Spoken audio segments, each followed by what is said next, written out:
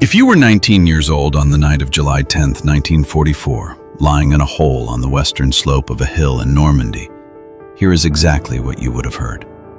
American guns firing at nothing.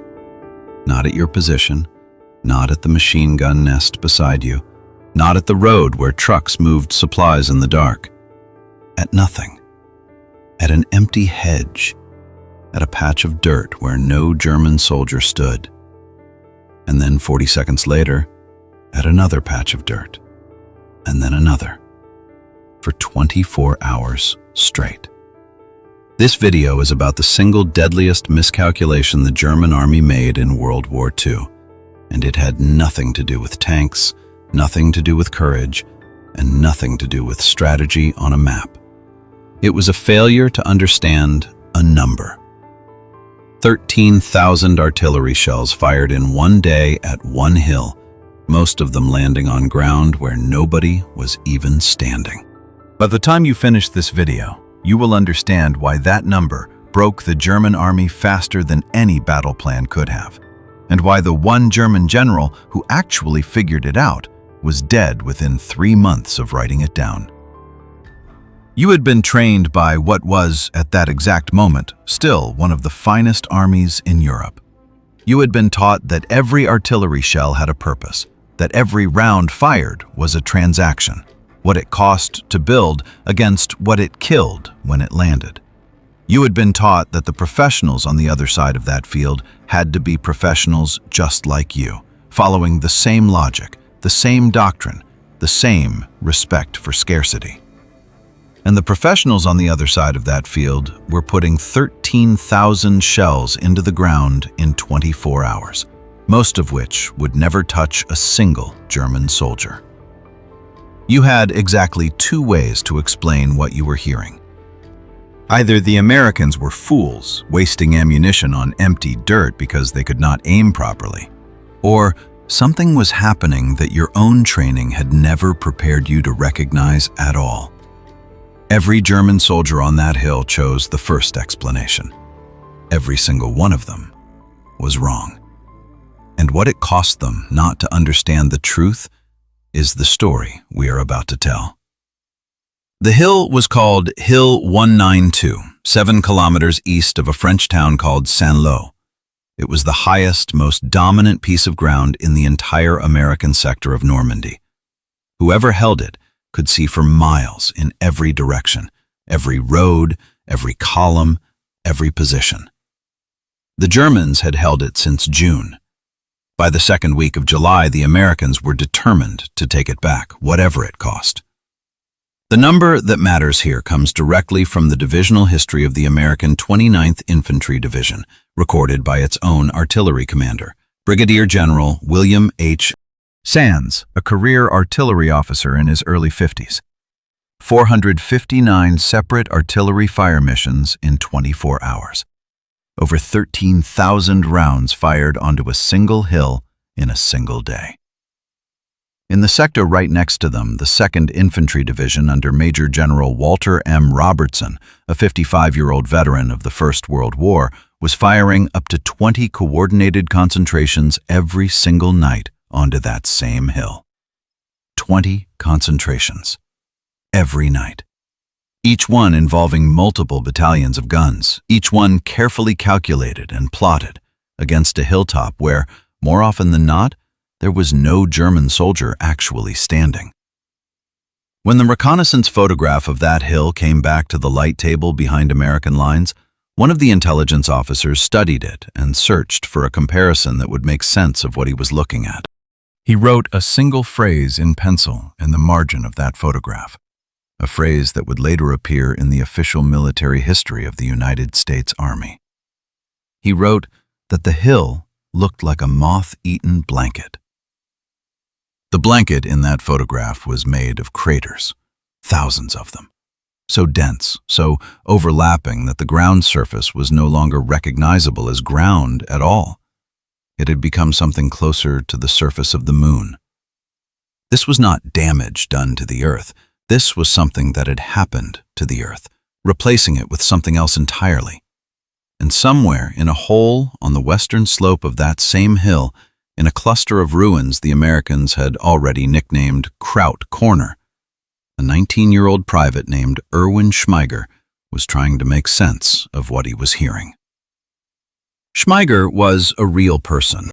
He belonged to the 3rd Company, 1st Battalion, 9th Parachute Regiment, 3rd Fallschirmjäger Division, an elite German paratrooper unit, among the very best light infantry the German army had. He had joined the Wehrmacht in March of 1943 at 18 years old. Years after the war, in an interview with a historian, Schmeiger gave 7 words that survived into the historical record. He said it was Hill 192 near Berigny. That is all we know from him directly, in his own words. Everything else, the fear, the confusion, the exhaustion, the slow unraveling of a soldier's understanding of the war he thought he was trained to fight, we know from the operational records of his unit, from the tactical maps of that sector, and from the simple arithmetic of what was happening to men exactly like him in those hedgerows in July of 1944. His regiment was commanded at the division level by a heavy-set engineering-trained staff officer named Major General Richard Schimpf, 47 years old, a man who did not look anything like the archetype of a paratroop commander, and who was leading some of the best soldiers in the German army into a battle he had absolutely no way of winning. Schimpf's paratroopers fought from sunken lanes and hedge corners. They fired MG-42 machine guns from the branches of trees. They wore mottled camouflage that let them disappear into the Norman countryside almost completely. An American artillery battalion commander named Lieutenant Colonel D.C. Little, who fought directly against them at Hill 192, described them in his own after-action notes as clever, tenacious opponents. That description matters, because it is the correct starting point for everything that follows in this story. The Germans on that hill were not beaten because they were worse soldiers. They were not. They were beaten by something else entirely. Something written into a rule book they trusted completely, and something that rule book had absolutely no way to explain. Here is what German military doctrine at that exact moment in history told a soldier like Schmeiger about artillery. Every shell fired must have a purpose. Every round is a transaction between what it costs to manufacture and what it destroys when it lands. The German field manual, the Truppenführung, published in 1933 and still treated as sacred scripture inside the Wehrmacht in 1944, contained no category, no chapter, no single paragraph for what the American gun crews were doing on that hill. In the entire body of German artillery doctrine going into the Second World War, there was no concept at all for firing a shell into a place where no enemy was standing. To a trained German officer, that was not a tactic. That was not strategy. That was professional malpractice, a violation of everything artillery was supposed to mean.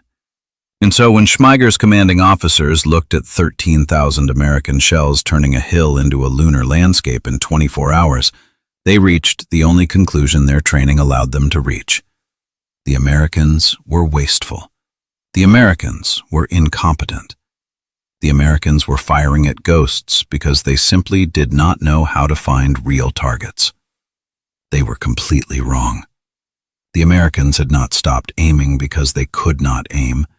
They had stopped aiming because, at the highest levels of published doctrine, they had already decided that aiming was no longer the entire point of artillery.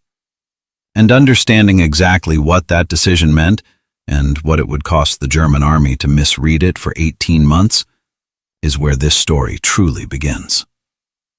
This is what the Americans called harassing and interdiction fire, and its entire purpose was never to kill. Its purpose was to break a man without ever touching him. Drop one shell on a road junction at 2:23 in the morning. No target, no observer, just a shell. Drop another at 3:07, another at 4:18, another at 5:12. Not a barrage, just one round at random intervals for hours on a road a German commander has no choice but to use. What happens to the convoy that needed to cross that junction tonight? It does not move. Or it moves and loses a truck. Or it takes a longer route and arrives too late. Or the driver, already awake for 36 hours because a different junction got the same treatment, drifts off and lands in a ditch. The meals never reach the front line. The ammunition arrives half a day late. Not one of those Germans was hit by a shell. Every one of them was destroyed anyway. And here is the part that should genuinely disturb you. The Germans had already seen this exact thing 18 months earlier in Tunisia in 1943, described in a newspaper dispatch read by millions. A journalist named Ernie Pyle wrote that American officers told him something almost embarrassing. They had more guns than they knew what to do with. Veteran German soldiers told Pyle they had never experienced anything like it. 18 months of warning, 18 months to prepare, and it changed nothing, because you cannot see what your own training has taught you not to believe. Only one German commander ever truly understood it. His name was Erwin Rommel. Rommel was 52 years old in July of 1944 and, by any professional standard, one of the most experienced field commanders alive. He had led the Africa Corps. He had been called the Desert Fox by enemies who feared him. And in mid-July, sitting in his headquarters at La Roche-Guyon, he wrote a report to Adolf Hitler that, if anyone had actually listened, might have changed the entire Western Front. The report is real. It is preserved in the archives, quoted by nearly every serious historian of Normandy.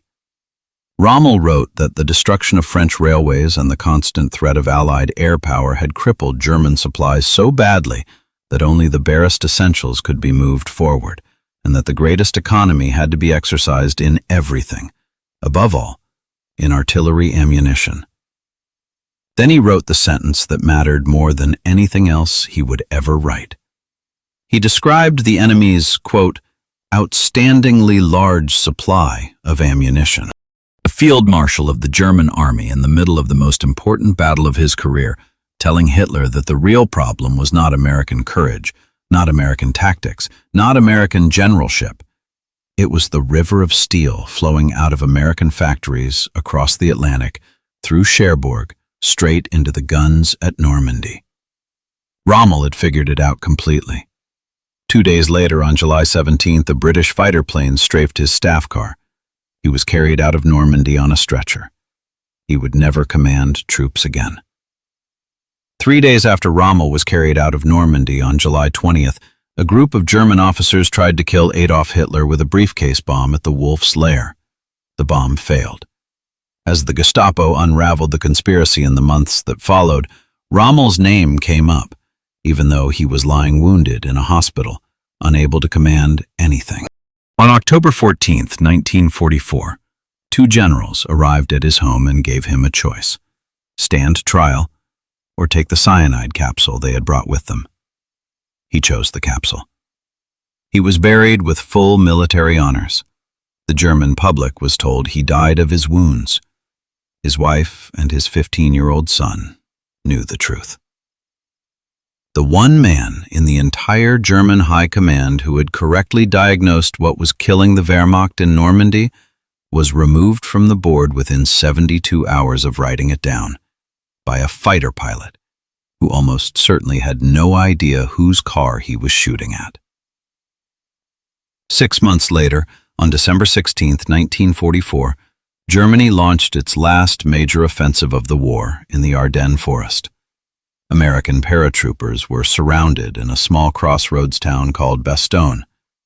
When the Germans sent a surrender demand, the American commander, Brigadier General Anthony McAuliffe, sent back a written reply of exactly one word: nuts. History remembers that word as pure defiance. It was not. McAuliffe was an artillery officer to his corps. He said nuts because he had already done the math. He knew the weather would clear within days, letting supply planes drop ammunition. He knew Patton's army was already turning north to break the siege.